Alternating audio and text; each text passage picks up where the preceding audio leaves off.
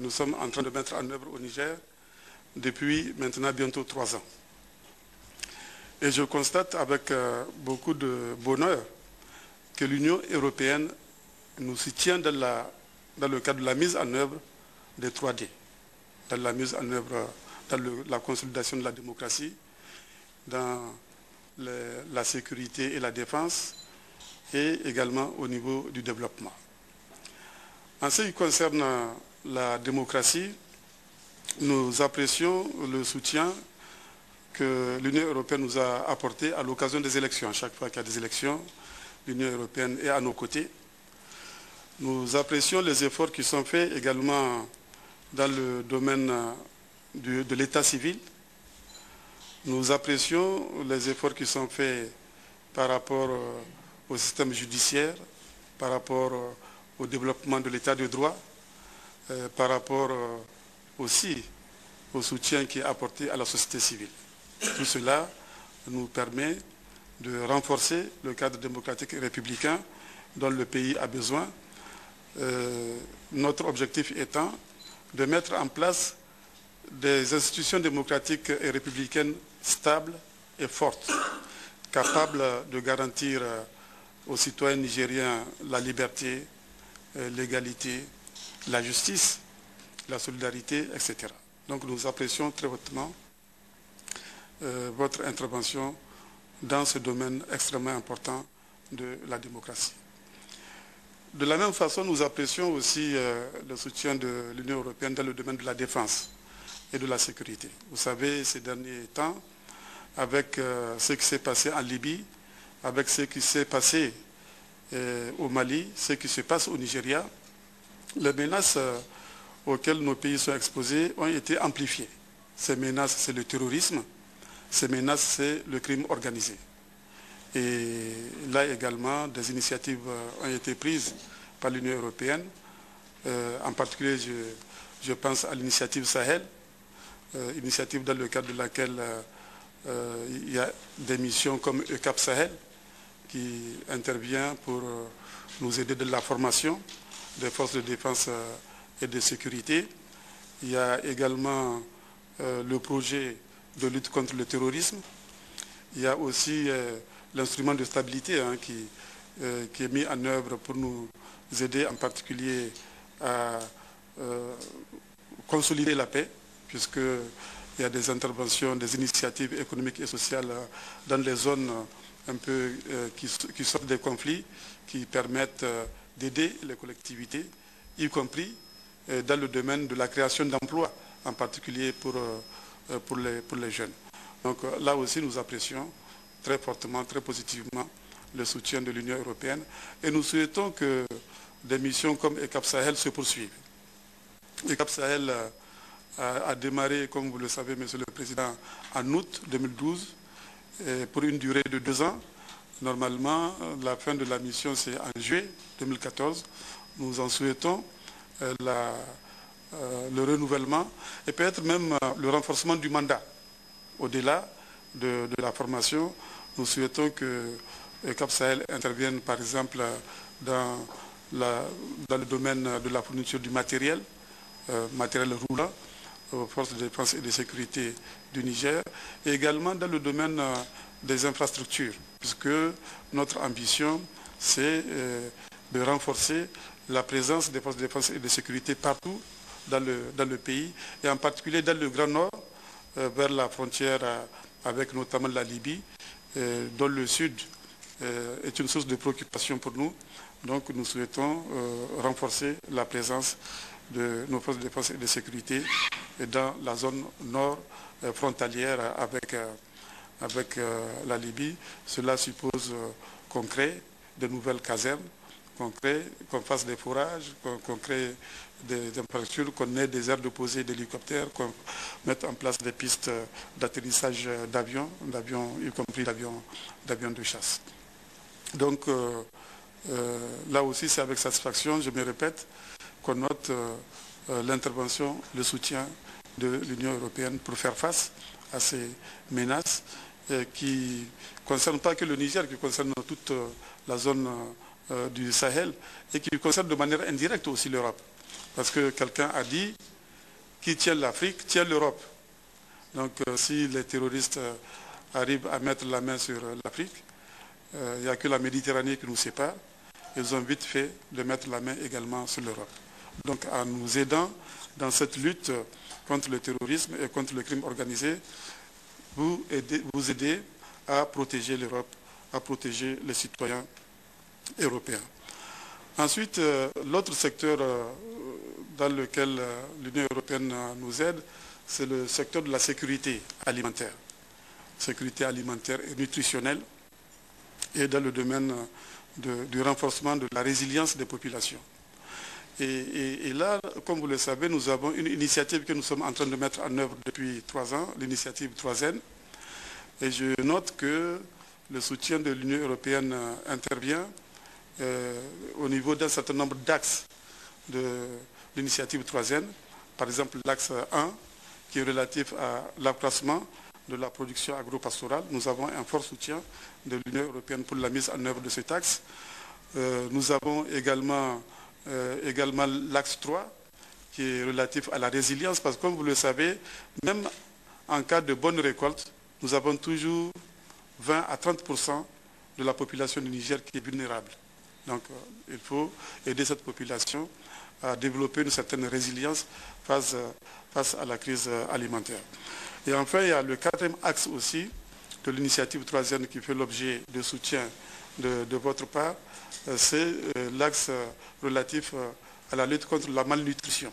Nous avons 40% pratiquement d'enfants nigériens de moins de 5 ans qui sont en malnutrition chronique. Donc dans tous ces domaines-là, nous nous félicitons du soutien de l'Union européenne et nous souhaitons que ce soutien naturellement se poursuive. Enfin, il y a le développement, puisque j'avais parlé des 3D tout à l'heure.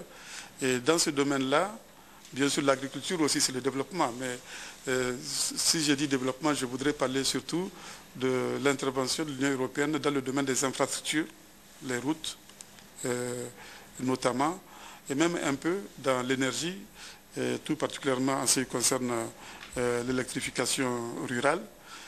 Et puis, il y a les secteurs sociaux, là c'est le développement social, l'éducation et également la santé. Donc, on voit bien que les secteurs d'intervention correspondent aux priorités de notre peuple, aux besoins du peuple nigérien. Et je me félicite de ce que toutes les ressources du 10e FED aient été mobilisées et aient été investies dans les différents secteurs que je viens de signaler. Je me félicite aussi de ce que le 11e FED, sur lequel nous avons travaillé, ait tenu compte des priorités du Niger, de 4 secteurs d'intervention, qui sont d'ailleurs les secteurs que je viens de citer, la sécurité alimentaire et nutritionnelle et la résilience des populations, la sécurité et la gouvernance, ensuite les secteurs sociaux, ainsi que les infrastructures. Et je me réjouis d'ailleurs de l'accroissement de l'enveloppe pour le 11e FED. Le Niger disposera probablement d'environ 600 millions qui vont permettre de financer tous les secteurs que je viens de signaler. De la même façon que je me réjouis du soutien de l'Union européenne à l'initiative intégrée des Nations Unies. Cette stratégie permet d'agréger toutes les initiatives, parce qu'il y a beaucoup d'initiatives pour le Sahel. Il y a une initiative Sahel de l'Union européenne, il y a une initiative américaine pour le Sahel, il y a une initiative de la CEDEAO pour le Sahel, il y a une initiative UEMOA pour le Sahel, il y a une initiative Union africaine pour le Sahel. Il est bon de mettre de l'ordre dans tout ça, il est bon de rendre tout cela cohérent dans le cadre d'une stratégie unique, et c'est ça un peu l'objectif de la stratégie intégrée des Nations Unies, qui retient d'ailleurs comme secteur prioritaire d'intervention les secteurs dans lesquels intervient l'Union européenne, c'est-à-dire la sécurité, la gouvernance et le développement économique et social. Le président du Conseil européen, qui a écouté avec une attention particulière cette intervention du président Issoufou, s'est dit impressionné par les avancées significatives enregistrées par notre pays dans le domaine sécuritaire et les autres secteurs d'intervention de l'Union européenne. notre délégation pour l'accueil chaleureux que vous avez organisé lors de cette courte visite. Hein. Mais je tenais à venir aussi au Niger pour différentes raisons. Hein. Parce qu'on investit beaucoup dans votre pays, au plan sécurité, mais surtout au plan de développement, qui est la sécurité à terme du pays et de la population, mais aussi parce que j'avais un excellent souvenir, je vous l'ai dit, du dîner qu'on avait organisé la veille de la conférence sur le Mali, le 15 mai 2013. Et là, à ce dîner-là, vous avez fait une intervention qui a beaucoup impressionné sur toute la situation sécuritaire dans cette partie du monde. Et bien sûr, on doit regarder tout ça de plus en plus sous l'angle régional. On ne peut plus voir tout cela, disons, pays par pays. C'est un des drames qu'on a failli avoir lors du coup d'État au Mali et la rébellion au nord. Donc cette intervention a été pour nous très précieuse. Ça nous a aussi permis d'ajuster un petit peu le sommet Union européenne-Afrique, parce qu'on avait dit l'économie, toute l'économie, it's the economy, stupid, hein, et tout ça, mais on s'est rendu compte que sans sécurité, il n'y a pas d'avenir économique, il n'y a pas de développement digne de ce nom. Et quand on se verra, et on se reverra à Bruxelles, d'ici quelques jours, le thème de la sécurité sera très présent dans nos discussions. Donc c'est pour cela que je tenais à vous voir, donc pour une raison personnelle, mais aussi pour une raison qui tienne à la situation de votre pays par rapport à l'Union européenne. Comme vous l'avez dit, il y a l'aspect développement qui est le plus important. On continue non pas à vous aider, c'est un mot qui me gêne, à être votre partenaire dans le développement. Nous avons, avec le Niger, le pays dans lequel par tête on investit le plus. Notre aide au développement est le plus élevé parce que vous êtes aussi extrêmement bas dans l'échelle, disons, du développement, l'échelle mondiale. Il y a des raisons pour expliquer, entre autres, l'instabilité politique pendant des décennies, et je crois que, et on s'en félicite, que vous avez pris les choses en main pour mener une politique structurelle de développement, et certainement une politique structurelle quant dans ce secteur clé de l'économie nigérienne, c'est-à-dire l'agriculture, pour être beaucoup moins dépendant des situations climatiques et d'avoir une agriculture qui montre la résilience par rapport à des situations accidentelles. Donc on est de votre côté sur le plan du développement, mais tout en sachant que vous devez avoir un taux de croissance de pratiquement 4% avant que la prospérité par tête augmente, ce qui est un défi gigantesque. Quant au plan sécuritaire, on a notre mission qui a déjà donné formation à 2500 magistrats, policiers et autres. J'ai fait plus que tenir bonne note de votre souhait d'extension, enfin de prolonger la mission qui se termine en juillet de cette année-ci. Vous avez m'expliqué qu'on souhaiterait de votre côté étendre, disons, la mission de EUCAP Sahel. On en discutera dès mon retour à Bruxelles, parce que toute la situation au sud de la Libye nous préoccupe énormément. Nous ne sommes pas les seuls. Aussi nos autres alliés américains et autres sont tout à fait conscients du danger qui vient du sud de la Libye sur toute la région, mais entre autres sur votre. Et donc on regardera ça de plus près. En général, on voit de plus en plus la situation sécuritaire et de développement sur un plan régional. Il faut, comme vous le dites, mettre de l'ordre dans toutes les initiatives et j'espère que l'initiative tout à fait récente ne contredit pas cette rationalisation de toutes les initiatives qui se sont créées au fil des années. Vous l'avez bien dit que notre sécurité dépend aussi de la sécurité de cette partie du monde, mais c'est vrai, et on a des intérêts mutuels, et c'est notre intérêt à long terme. Mais ce n'est pas uniquement par intérêt qu'on est ici, c'est aussi par solidarité. Les autorités nigériennes et l'Union européenne ont réaffirmé leur détermination à relever ensemble les défis de la démocratisation, de la stabilisation et du développement du Niger.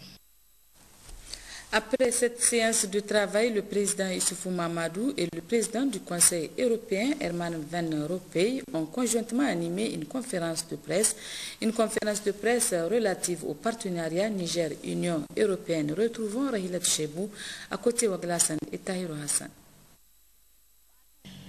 Devant la presse nationale, privée, internationale, venue nombreuse pour la circonstance, le président du Conseil européen, Herman Van Rompuy, a réaffirmé l'engagement de son institution à soutenir davantage notre pays et à apprécier la détermination des autorités nigériennes à garantir la paix et la sécurité au Niger. Et aujourd'hui, nous avons ensemble dressé un bilan des efforts et des défis.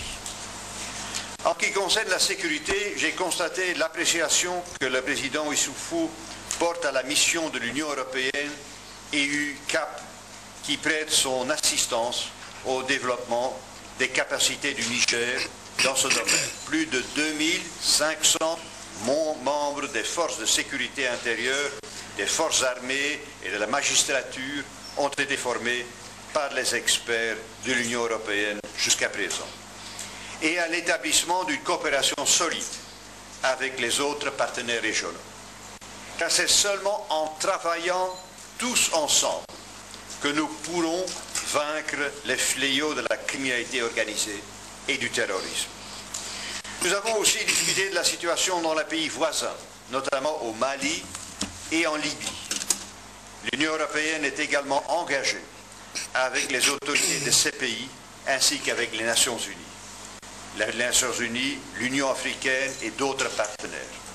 Nous sommes ensemble dans les efforts internationaux pour combattre les bandes armées et terroristes dans la région et pour consolider la stabilité. Cette stabilité, nous le savons tous, est clé pour le développement.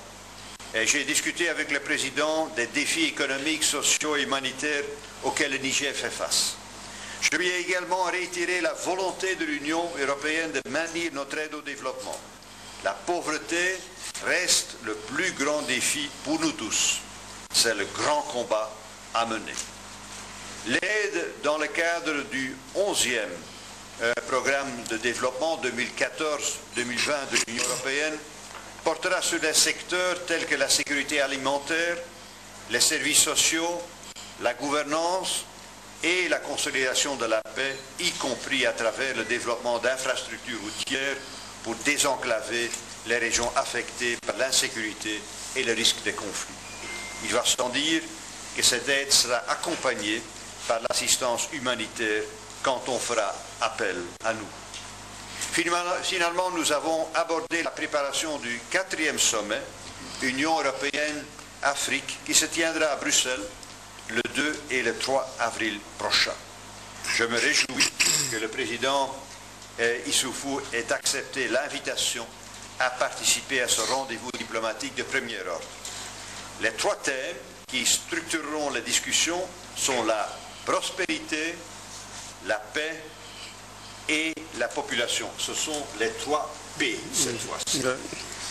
Des sujets également centraux pour le Niger, comme nous venons de le dire.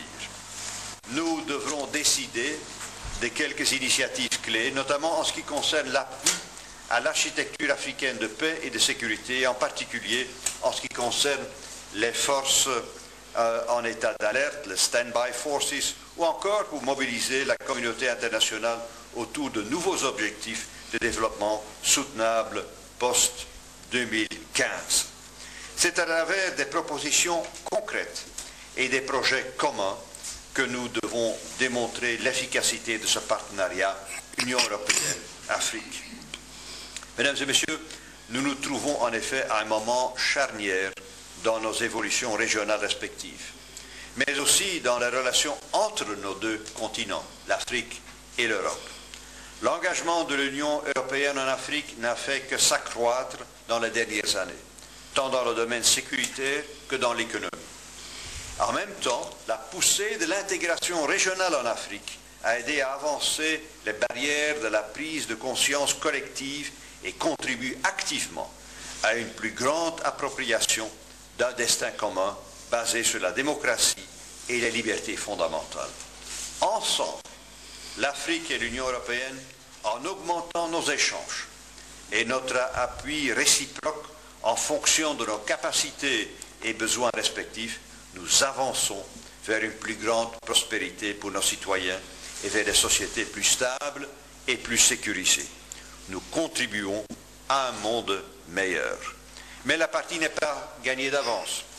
Espérons que ce 4e sommet Afrique-Union européenne nous permette de faire de nouveaux progrès. Et la participation du président Issoufou est dans cette perspective très fortement appréciée. Le président Issoufou Mamadou, très touché par cette marque de considération de la part de son hôte, a tenu à lui réaffirmer sa ferme volonté de faire des 3D, démocratie, développement et défense, une réalité au Niger. La question de l'initiative 3N, les Nigériens nourrissent les Nigériens, une question qui tient à cœur au président Issoufou, a également été abordée. La modernisation des villes, le désenclavement du pays, la réduction du coût des transports, les questions de l'énergie, de l'éducation, de la santé et l'accès à l'eau potable sont autant de défis qu'il tient à relever. Nous souhaitons un renforcement du mandat de Cap Sahel au-delà de la formation pour que on soit soutenu dans le domaine du renforcement des capacités opérationnelles de nos forces de défense et de sécurité. Vous intervenez également, comme je l'ai dit, dans les secteurs sociaux, dans l'éducation, dans la santé. Et je voudrais très sincèrement vous en remercier. Au niveau du 10e FED, nous avons fait un excellent travail. Et je constate que l'Union européenne a renouvelé sa volonté et sa solidarité à continuer à accompagner le Niger dans le cadre du 11e FED avec des ressources accrues, puisqu'il s'agit de mobiliser sur la période du 11e FED près de 600 millions d'euros que nous allons investir dans tous les secteurs prioritaires que je viens de signaler. Et je sais que l'Union européenne aussi est partie prenante de l'initiative de l'ONU, la stratégie intégrée de l'ONU pour le Sahel, qui se concentre sur 5 pays. Cette stratégie a été un des buts d'ailleurs de la visite du secrétaire général des Nations Unies, accompagné du président de la Banque mondiale, du président de la Banque africaine de développement et même du conseiller, du commissaire au développement de l'Union européenne. Et cette initiative nous permettra d'agréger toutes les initiatives pour le Sahel, que ce soit l'initiative Sahel de l'Union européenne ou l'initiative américaine de l'Union européenne, l'initiative Sahel des États-Unis ou l'initiative africaine ou celle de la CEDEAO. Donc je me réjouis de ce que l'Union européenne puisse nous accompagner dans la mise en œuvre de cette stratégie intégrée qui confirme que l'opinion internationale est consciente de cette liaison désormais étroite qu'il faut établir entre sécurité, démocratie et développement.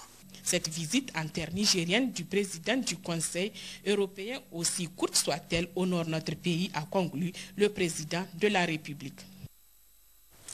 Pour sa part, l'épouse du président du Conseil européen, Mme Geortrude Van Rompuy, a effectué des visites ce jeudi au Musée national de Niamey et à l'hôpital régional Poudrière en compagnie des deux premières dames, Haja Essata Issoufou et Dr Malika Issoufou. Mme Geortrude a surtout apprécié le dynamisme et l'engagement des deux premières dames du Niger en faveur de la femme et de l'enfant. Mohamed Adamou et Rabi Bakou. Accueillis à l'aéroport international Djori Hamani de Niamey par les deux premières dames, Haja Essata Issoufou et Malika Issoufou, l'épouse du président du Conseil européen est au Niger dans le cadre d'une visite de 24 heures qu'effectue son époux pour la première fois en terre nigérienne. Ainsi, après le déjeuner à elle offert à la résidence par les deux premières dames, Mme Geortrude Van Rompuy a effectué des visites. Tout d'abord au musée national Boubouhama de Niamey, où elle a visité le chantier du pavillon de l'architecture en terre, notamment la case de passage en banco presque terminée. Un projet financé par l'Union européenne et dont l'objectif est de montrer tout l'intérêt de construire en terre. L'épouse du président du Conseil européen, en compagnie des deux premières dames, Essata Issoufou, Malika Issoufou, les membres du gouvernement et les épouses des ministres, se sont ensuite rendus au pavillon classique du musée Boubouhama, le jardin zoologique et l'atelier d'artisanat où ils ont apprécié le talent et le savoir-faire des artisans nigériens. Eh bien, je suis surtout impressionnée par la chaleurité de votre peuple. L'accueil était tellement chaleureux et le musée, pour moi, c'était une révélation. Ça fait du bien et ça m'intéresse de voir un peu vos ancêtres, comment ils faisaient. C'était vraiment très intéressant. Après le musée national, l'hôpital Poudrière de Niamey, de la salle d'accouchement au centre de récupération nutritionnelle intensif des enfants malnutris, en passant par le service néonatologie, Mme Geortrude a reçu d'amples explications sur le fonctionnement des différents services visités. Très touchée par la situation des enfants, l'épouse du président du Conseil européen a voulu marquer son passage dans cet hôpital à travers des petits gestes à l'endroit des tout-petits, avant de saluer l'engagement des deux premières dames, Haja Essata Issoufou et Malika Issoufou, en faveur du bien-être de la femme et de l'enfant nigérien. Ah oui, j'ai passé des heures très très agréables. Ce sont des femmes fortes. Je suis convaincue qu'ils vont aider à promouvoir et développer votre pays. C'est donc sur une note de satisfaction générale que s'est achevée cette première visite de Mme Geortrude Van Rompuy au Niger. Après cette visite en terre nigérienne, le président du Conseil européen a quitté Niamey il y a quelques instants. C'est le Premier ministre chef du gouvernement, Birji Rafini, qui l'a raccompagné en présence des membres du gouvernement et des corps constitués. Les images.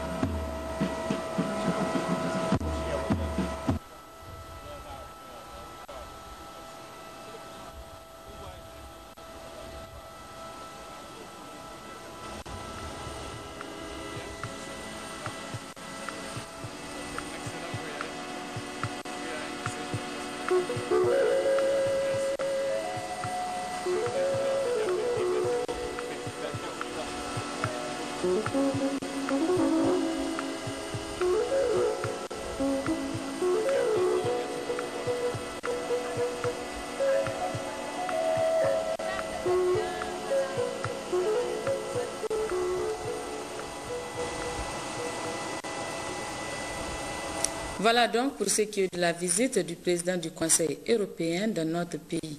À la présidence de la République, le chef de l'État Issoufou Mahamadou a reçu ce matin en audience une forte délégation de la CEDEAO et de l'UEMOA conduite par le président de la commission de la CEDEAO, Kadri Désiré Ouédraogo.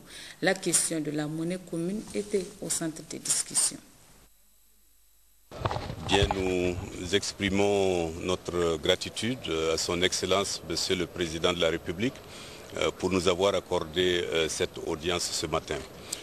Nous commençons ici même à Niamey aujourd'hui la toute première réunion du groupe de travail que son Excellence le Président de la République a souhaité pour l'aider à accomplir son mandat qui lui a été confié le 25 octobre dernier par ses pairs pour pousser notre programme de coopération monétaire afin d'atteindre l'objectif de la création d'une monnaie commune de la CEDEAO. Nous sommes venus rendre une visite de courtoisie au président de la République et lui présenter les membres du groupe de travail qui, comme vous le savez, comprend aussi bien les ministres des Finances des deux pays que les gouverneurs des banques centrales, les 8 gouverneurs, le gouverneur de la BCEAO, plus les 7 autres gouverneurs de la deuxième zone monétaire. Ce groupe comprend également les présidents de la commission de la CEDEAO et de l'UEMOA. Il comprend les commissaires de la CEDEAO et de l'UEMOA chargés des questions monétaires. Il comprend également des personnalités et les experts désignés par les 2 présidents du Niger et du Ghana, et enfin des cadres de l'AMAO et de la ZMAO, et également des techniciens des 2 commissions. Voilà un peu le groupe qui est venu donc rendre une visite de courtoisie au président, et nous avons eu le privilège d'entendre ces orientations qui nous seront très utiles dans les travaux que nous allons accomplir aujourd'hui à l'effet de rendre compte aux 2 chefs d'État demain.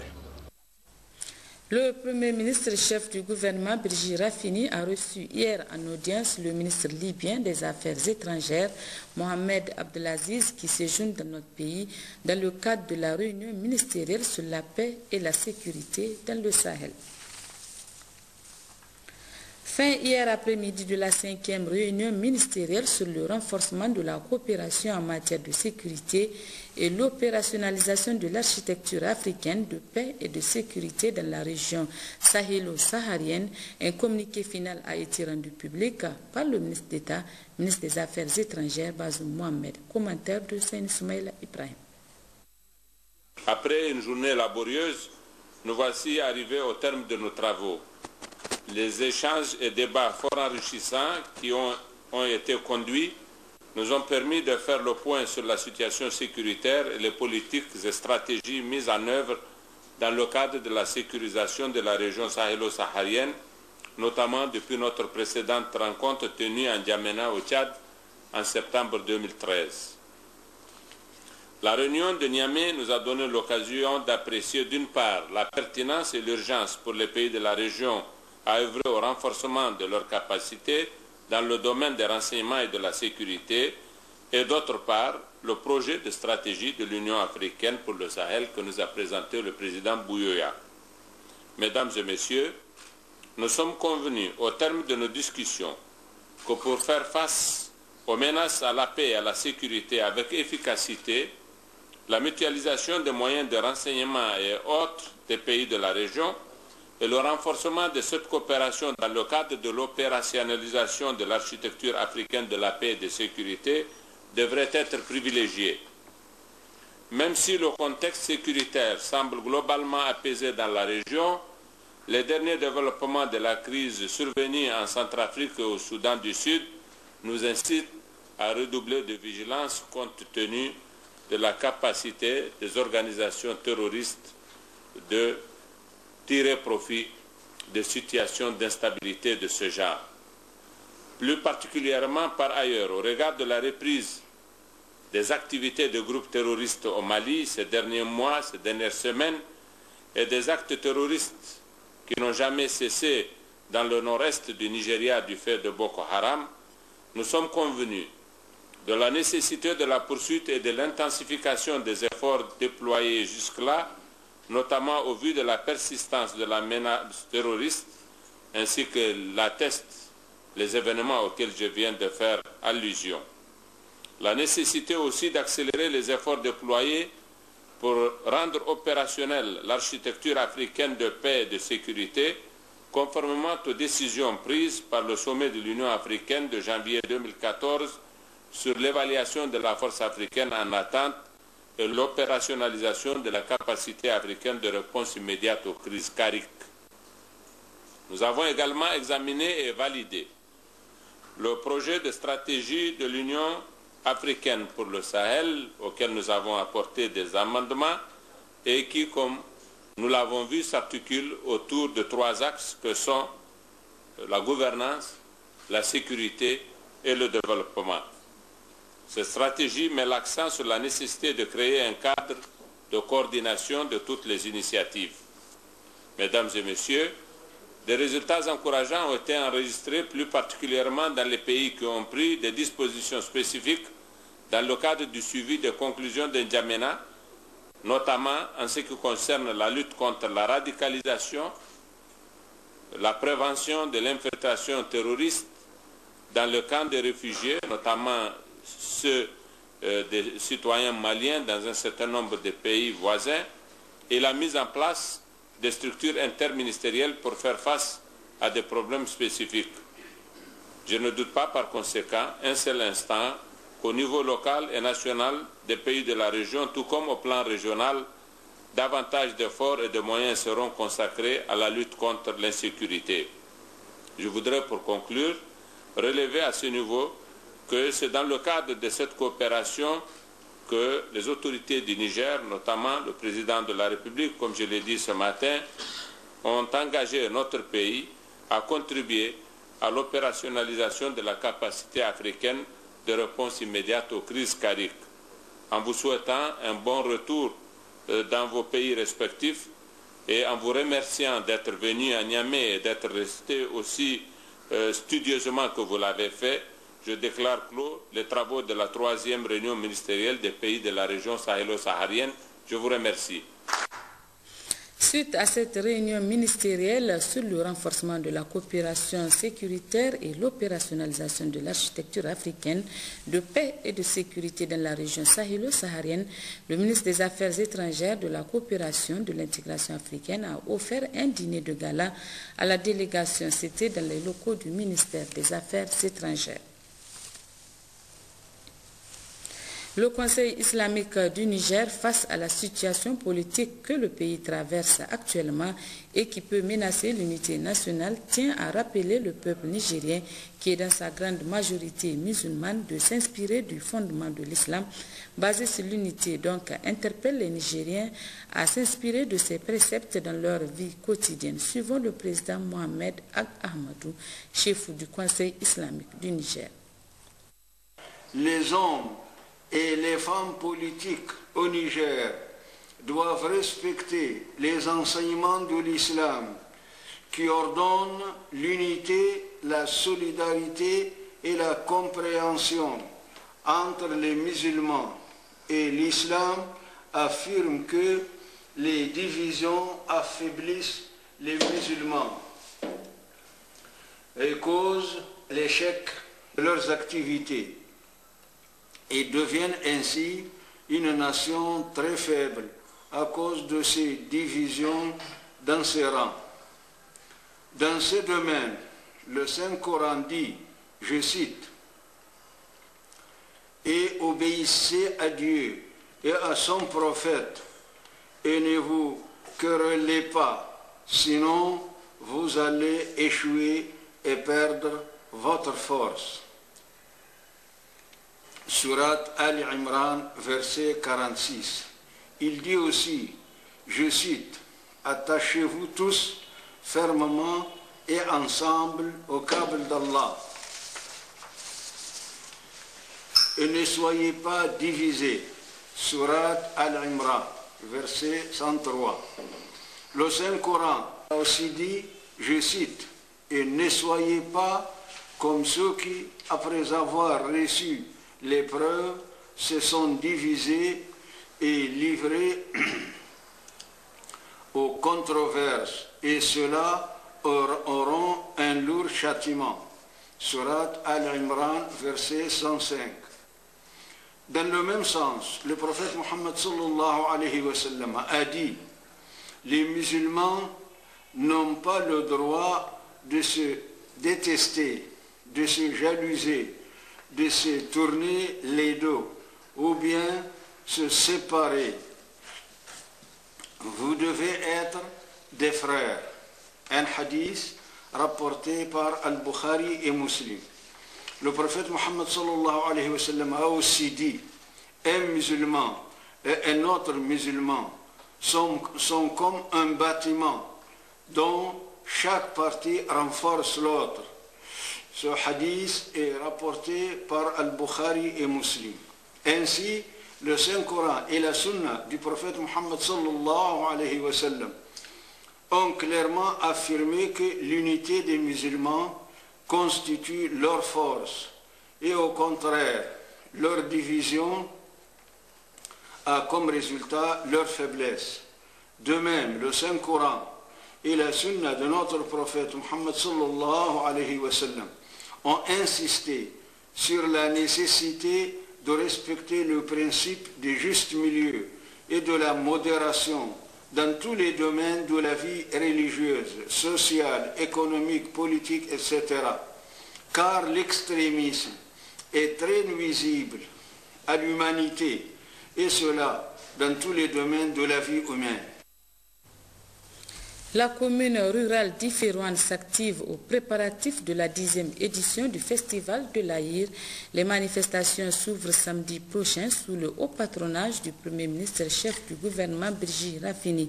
La ministre en charge du tourisme, Mme Yahya Barry Hawa Abdou, se trouve déjà sur place pour apprécier le niveau d'avancement des préparatifs de l'événement. Compte rendu, Mohamed Madou et Malik Abdraman.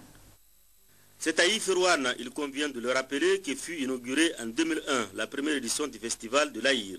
Nichée au pied du merveilleux massif de Tamgak, cette commune rurale de 147 000 habitants se prépare activement à accueillir du 21 au 24 février 2014 la 10e édition de cette grande manifestation tournante intercommunale, en cadre de retrouvailles fraternelles placées sous le signe de la consolidation de la paix, de la valorisation du patrimoine culturel et de la promotion de la chaîne de toutes les activités socio-économiques de la région d'Agadez.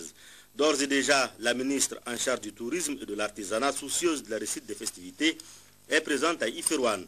Il s'agit pour Mme Yahya Barry Hawa Abdou d'apprécier l'état d'avancement des travaux préparatoires et de s'assurer si rien n'a été omis en vue de parfaire l'organisation. Elle a visité en compagnie du secrétaire général adjoint de la région, Abdourahman Moussa, du préfet d'Iférouane, Anoutab Hassan, et du maire Mohamed Ouma, le site devant abriter les manifestations du Festival de l'Aïr et la piste d'atterrissage entièrement rénovée. Au regard des multiples infrastructures d'accueil réalisées à grands frais, l'espoir est de mise quant à la réussite du déroulement de l'événement.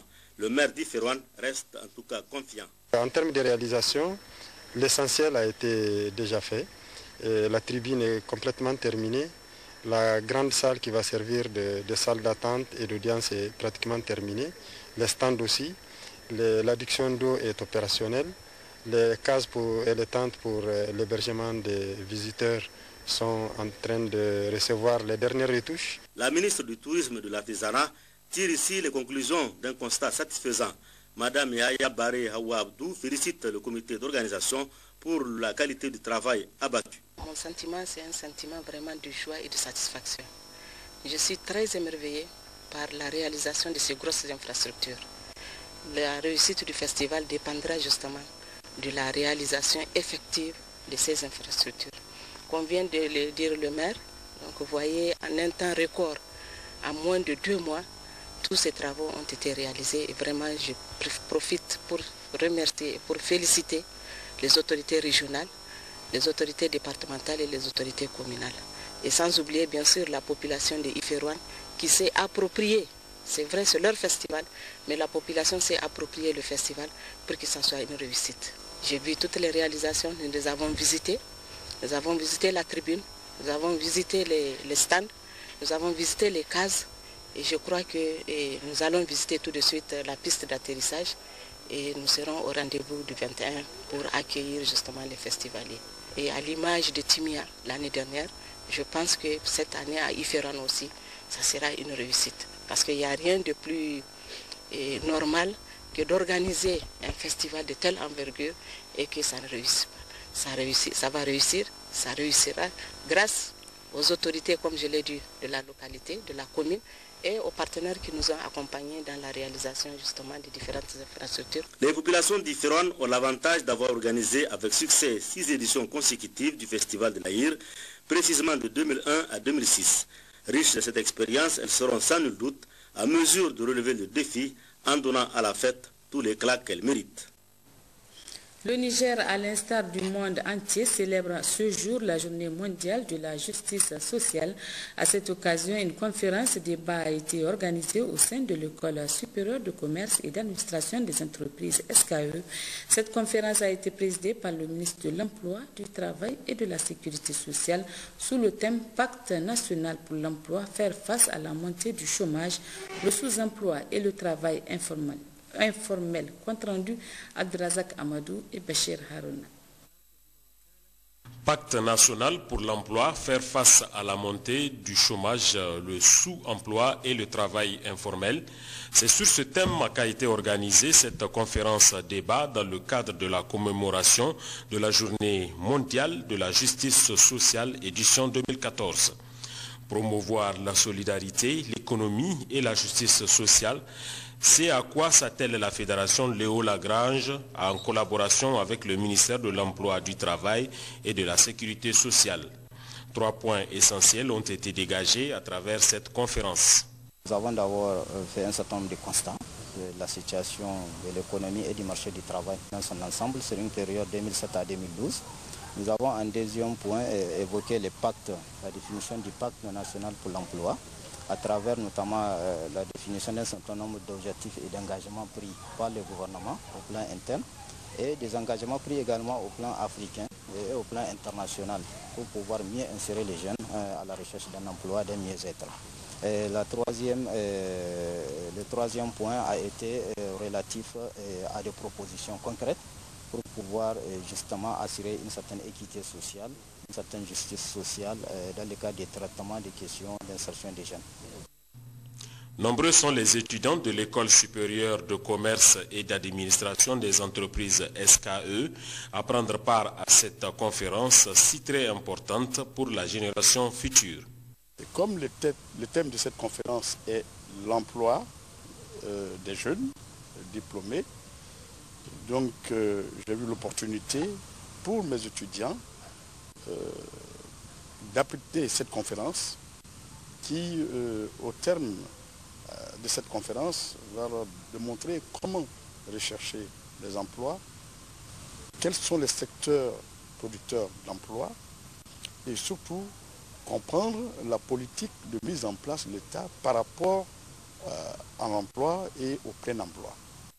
Le ministre de l'Emploi, du Travail et de la Sécurité sociale, M. Salissou Ada, en prenant la parole, a tenu à remercier les organisateurs et les étudiants pour leur participation massive, tout en soulignant les efforts du gouvernement de la 7e République en termes de promotion de l'emploi et du travail pour les jeunes au Niger. Pour ce qui est de cette journée particulièrement importante, la journée mondiale de la justice sociale, vous le savez très bien, le président de la République a fait de la question de l'emploi, particulièrement pour les jeunes, une de ses priorités. C'est pourquoi elle a pris l'engagement, alors qu'il était candidat, de créer, si les Nigériens le portaient au pouvoir, 50 000 emplois par an. Aujourd'hui, cet engagement pris par le président de la République est en train d'être concrétisé. Dans la mesure où, aujourd'hui, en 3 ans seulement, nous avons environ 454 569 emplois qui ont été créés dans tous les secteurs de la vie confondus. Parmi ces 454 000 emplois. Il y a 83 126 emplois permanents qui ont été créés au niveau des différentes branches de la vie socio-économique. Je pense que cet engagement est tenu. Pour finir, des questions ont été posées au ministre de l'Emploi, du Travail et de la Sécurité sociale par les étudiants de l'ESCAE, des questions auxquelles le ministre a apporté des éclaircissements. Un mot de sport à quelques heures de son départ pour son stage d'acclimatation en Algérie en prélude à la phase continentale au championnat du monde de volleyball en Tunisie. L'équipe nationale de volleyball a reçu hier après-midi la visite du ministre Abdelkarim Damalam. Objectif, encourager ses joueurs pour une belle prestation. Le résumé avec Mamadou Djingare et Laouri Yahya. Dernière séance d'entraînement pour l'équipe nationale de volleyball. En effet, c'est ce soir que cette équipe s'envole pour l'Algérie en vue de la dernière phase de préparation au tournoi qualificatif au championnat du monde de la discipline prévu en Tunisie. Après sa qualification à cette phase continentale prévue à partir du 2 mars, l'entraîneur national explique que la première phase de préparation a duré un mois. Nous pouvons dire que nous sommes en fin de programme, c'est-à-dire que les 2 jours que nous avons repris, c'est juste une évaluation physique avant de rentrer dans le stade d'acclimatation.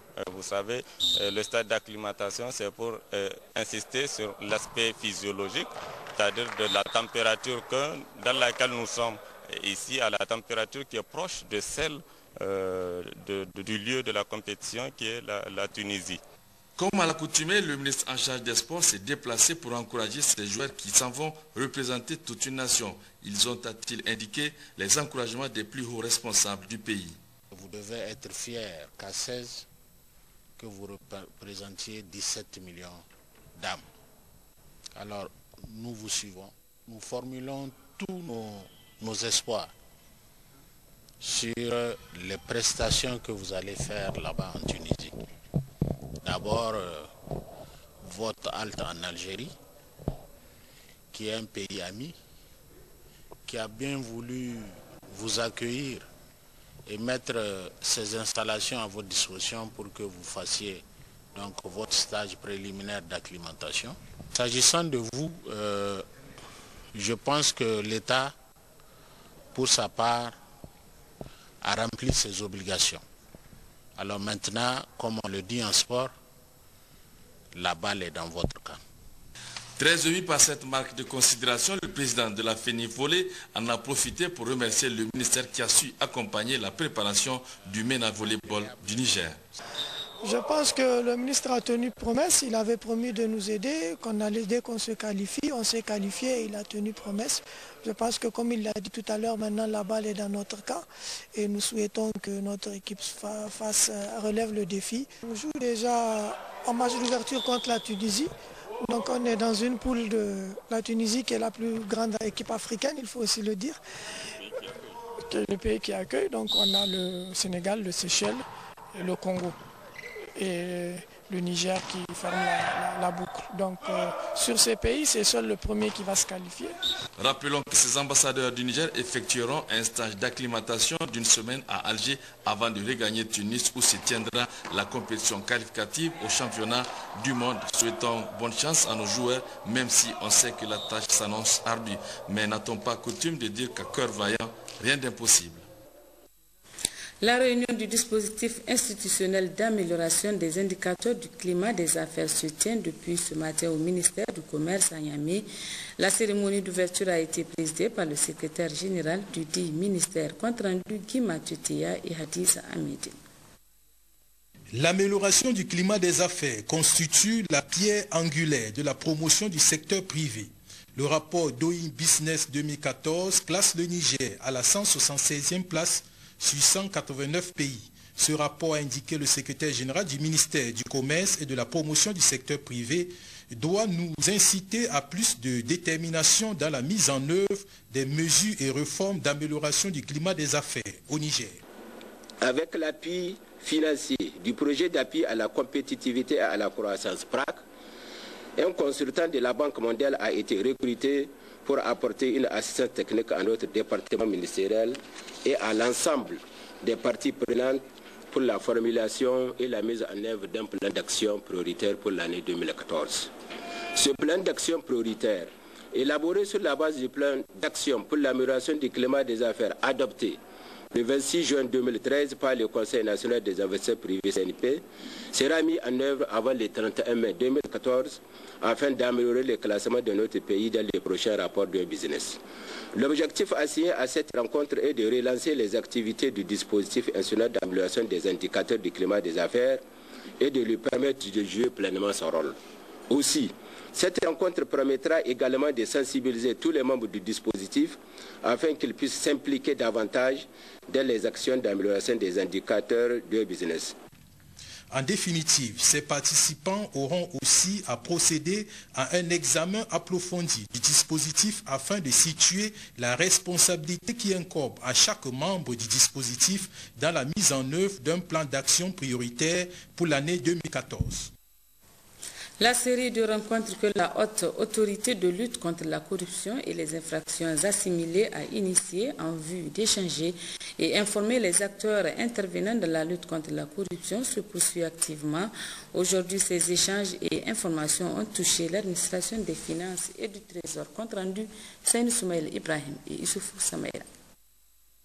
La Haute Autorité de lutte contre la corruption et les infractions assimilées multiplie les rencontres d'échange et d'information avec les acteurs intervenant dans la lutte contre la corruption. Aujourd'hui, place à l'administration des finances et le Trésor.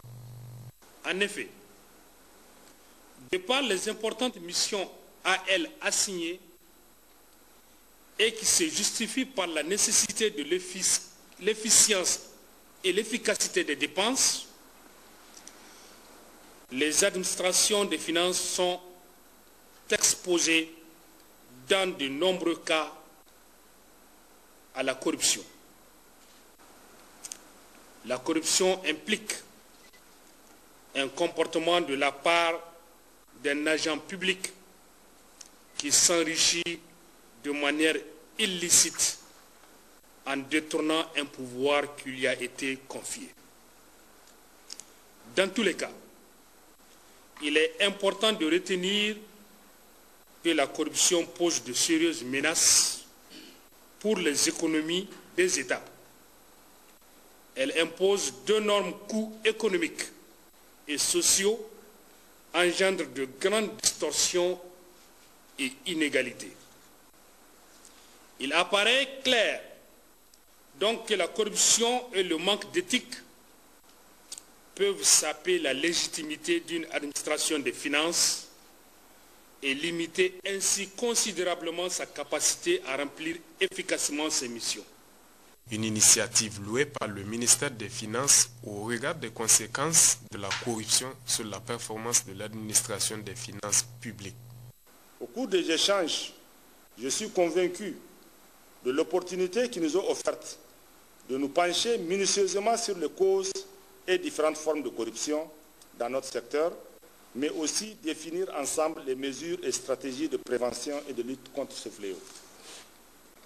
Je ne doute point de par les compétences ici réunies qu'au sortir de cette journée d'échange, des pistes idoines seront proposées aux autorités du ministère pour faire endiguer le fléau et faire de notre administration le credo de la performance et de la gouvernance économique et financière.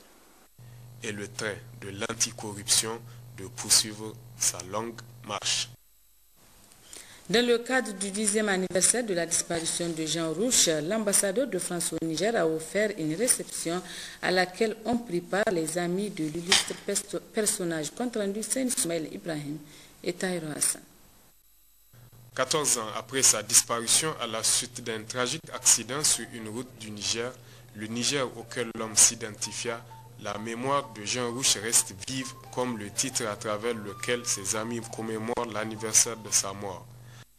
La France est fière que l'un de ses chercheurs ait à ce point contribué à la diffusion de connaissances souvent vouées au secret. Jean Rouch est aussi l'un des cadeaux que le Niger a fait à la France, car c'est en raison de sa passion pour l'Afrique et le Niger que Jean Rouch nous a légué sa précieuse et merveilleuse production. Il appartient à la jeunesse héritière de ce pays, avec l'aide de Jean Rouch, dont nous célébrons la mémoire très vivante, d'exhumer par les témoignages et par l'image les plus belles pages de ce patrimoine immatériel celui des Haoussa, des Peuls, des Songhai, des Arma, des Dogons, des Gourmas et de toutes les autres ethnies. 10 ans après, la mémoire de Jean Rouch est vive, et pour longtemps encore, car la déesse du fleuve Niger, Rakoy Diko, si l'on en croit le mythe, continue de veiller sur lui. Sous des airs de flûte, de molo, compagnon de Jean Rouch et vice-président de la fondation qui porte le nom de l'illustre disparu, le professeur Bernard témoigne. 10 ans après, la blessure est toujours là et nous avons présenté, puisque Jean Rouch est le premier étranger du Niger qui a été honoré par des funérailles nationales, à ma connaissance. Nous avions, puisque nous étions au Niger il y a 10 ans pour préparer un film, eh bien nous avons décidé, dans l'esprit de Rouch, de continuer cette aventure. Donc on a filmé les funérailles de Jean Rouch et on l'a présenté dans un film qui s'appelle